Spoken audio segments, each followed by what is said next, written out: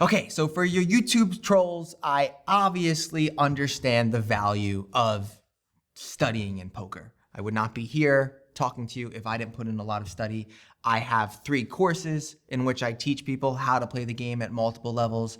I taught psychology at a university level. Obviously, I believe in study. I study every day of my life. However, this video is for a specific person, and it's a video for you because someday you're gonna get here. And I want you to understand these words. So what we do at School of Cards, we sell, most of our products are online now. And because of that, I get tons of questions. People are always asking me, Blake, should I do this? What course should I sign up? So on and so forth.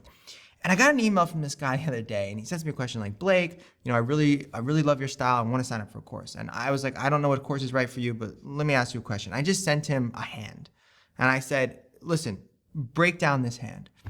So he sends me like the most articulate breakdown I've probably ever seen. And clear logic, just incredible. Like really, really good sound poker. This guy definitely has the potential thought process to be a winning poker player. Doesn't mean he's a winning poker player. It just means his thought process and the amount of study that he put in is at a level that is way beyond what most players are at.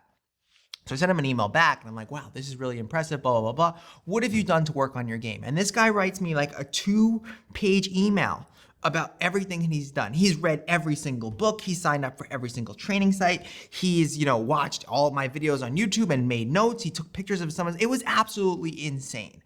And I was just like laughing. And one of the things I wanted to say to him is like, dude, stop studying and start playing. You need to understand that for a lot of players and for a lot of you watching this video, studying is your version of hiding out. You're actually scared to sit down at the poker table and play. So you have this concept that I need to get so good. I need to get so much better. I need to learn this. I need to learn that. I need to learn this and that.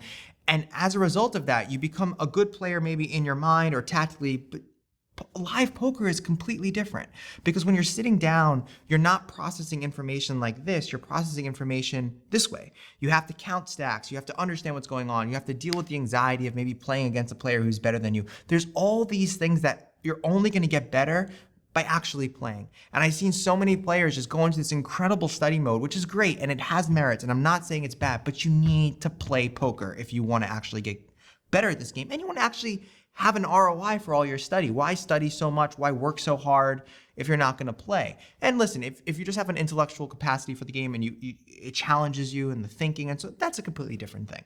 But for those of you who are constantly searching and constantly looking for the next thing when you already have a solid foundation, you got to play, because if you don't play, you don't really truly know what your strengths and weaknesses actually are. It's all self-created. You want to be able to get yourself into a spot where you bluff in the wrong moment and then all of a sudden say to yourself, all right, maybe that wasn't the right spot. Maybe I should have evaluated my opponent. Maybe I should work on, speccing out players that are better to exploit, so on and so forth. And so many players just completely ignore this. Big difference between practice and studying and practical application. And not even to get into the psychological differences in the sense that you have no anxiety when you're with your little notebook and pen, doing little exercises or watching my videos in bed or watching other people's videos in bed. No anxiety. It's just simply sitting there.